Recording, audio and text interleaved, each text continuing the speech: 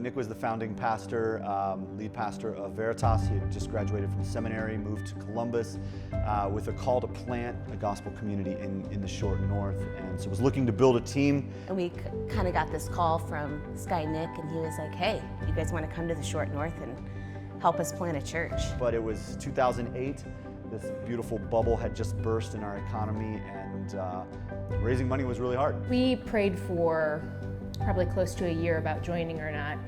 We finally came to the decision that we were going to move. We felt like this is where the Lord was leading us. I was just waiting and praying and discerning to hear from the Lord for our hearts to really actually come together and say, no, planting Veritas is what God's leading us to do. For I decided to know nothing among you except Jesus Christ and Him crucified, that your faith might not rest in the wisdom of men, but in the power of God. My name's Matt Martin. This is my wife, Ashley. And 10 years ago, we were in Dayton after meeting in college at Wright State University, both working there in Dayton after school. So we went to college with Nick and Brittany Nye, and they're a little bit older than us. So they went off to seminary, and by the time they were finished with Nick's seminary degree and talking about planting a church, and they asked us if we would join for the church plant here in Columbus.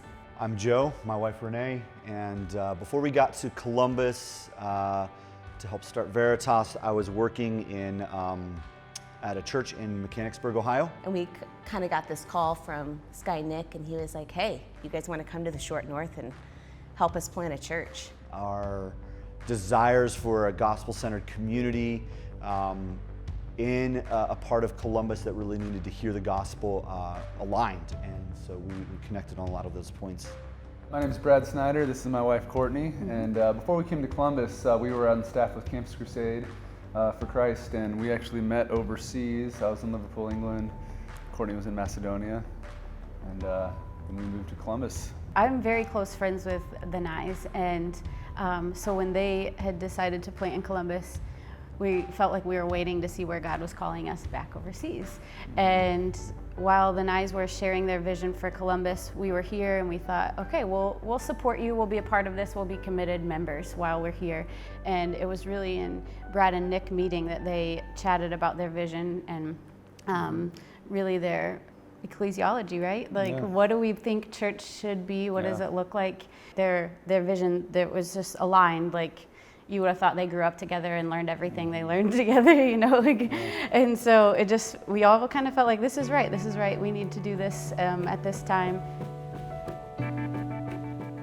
Planting in the short north, which was an area of the city that was theologically and culturally and politically very influenced by postmodernism, essentially was an area where the idea of truth was abandoned. The thought was there was no absolute truth. We wanted a name that both made a statement but begged a question. And so if we would have just named our church Total Truth Church, there might have been a lot of people who never would have even walked in the door thinking they knew what we were before they ever heard the good news. On the other hand, there was a whole lot of other more hip, relevant, cool-sounding names you could have picked that would have honestly been misleading for a church that was deeply committed to preaching the Bible. We named our church Veritas because Jesus says, I am the way, the truth, and the life, that He is the truth.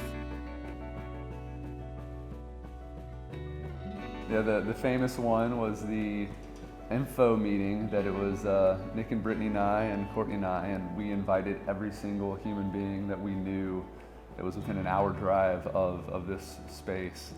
And we thought, surely we invited like 100 people. I mean, conservatively, 40 are going to show up. They're going to be wowed by our vision, and this thing is just going to explode from the get-go. And I very much remember sitting in Nick and Brittany's apartment with a pot of chili that was supposed to serve like 50 people, and waiting and waiting and waiting, and nobody showing up. Then we're starting to talk about, can you freeze this much chili? Like, how much can we eat? Yeah. Kind of woke us up to realize, it's like, oh, you don't just put out a sign and see a church happen. The church was was purchased by a bloody cross. And I think churches are planted with tears and bloody knees of men and women praying, and weary evenings of just trying to love your neighbors and tell them about Jesus. Anytime you leave a place where you're comfortable and you're established and move to a new place, there was definitely a season of loneliness before, deep relationships could be really formed, and figuring out a new place, a new city, a new kind of what our neighborhood was all about. And it was challenging. I mean, we lived in this unfinished basement and cement brick walls and a shower head that stuck out of the wall and cement floors. And We had one child at this point. Yeah, our oldest was 15 months old, and she lived in a little pack and play in the corner. And yet I look back on that time not as like, oh man, that was terrible, but with some really fond memories and I think just looking at how God provided for us, there were months still where we were like, we don't know how we're going to pay rent. This is not working. Like, how are we going to do this? And there would be random checks from people in the mail that would come just for the exact amount of rent that we needed that month. And just time and time again, we saw God's provision in really powerful ways. There have been several relationships, several experiences over the years that have pushed us beyond our ability to see through the fog, but each time I think we've seen that God's there, and we can trust Him for things that maybe we can't see, in the moment. We've learned a lot, and we're learning, but God is just continually showing us how His power is at work in the church, and the mission of the church is His mission. And He uses incompetent, weak people like us who have a desire to follow Him. He uses that for His glory, and He does great things with it.